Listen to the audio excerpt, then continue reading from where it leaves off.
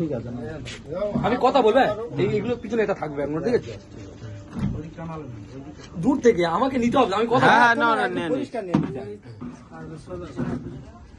আজকের আমাদের মন্দিরবাজার বিধানসভার মধ্যে সাউথ বিষ্ণুপুর অঞ্চল 75 নম্বর বুথ, যেখানে আমাদের সংগঠন দীর্ঘদিন থেকে আমাদের এখানে ছিল না, কিন্তু বিগত কিছুদিন ধরে আমাদের এখান থেকে যোগাযোগ করছিল যে এই আইএসএফ দলটা করার জন্য, যে নওশাদ সিদ্দিকীর আদর্শ এবং বাংলা জুড়ে যে নৈরাজ্য তৈরি হয়েছে এবং বিজেপি এবং তৃণমূলের মধ্যে যে বাইনারি পলিটিক্স, সেখান থেকে এনারা একটাই জিনিস ভেবেছে, একমাত্র যদি রাজনীতির মধ্যে থাকতে হয় তাহলে নওশাদ সিদ্দিকীর আদর্শকে মাথায় রেখে আমাদেরকে এগিয়ে যেতে হবে।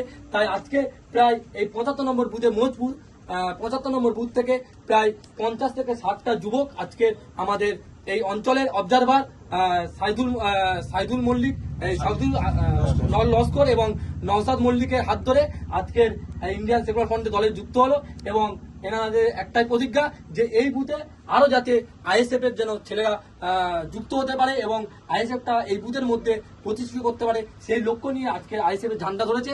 এটাই আমাদের জয়, কারণ নওশাদ সিদ্দিকী দিকে দিকে যে বার্তা পৌঁছাচ্ছে সেই বার্তা আজকে মোদপুরের 75 নম্বর বুথে পর্যন্ত চলে গেল। তার জন্য আজকের থেকে কি আইএসএফ কে আমরা মানে আগলে রাখবো তো?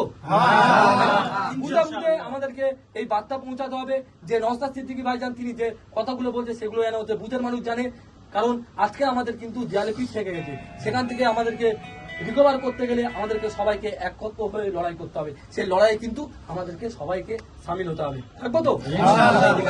ধন্যবাদ।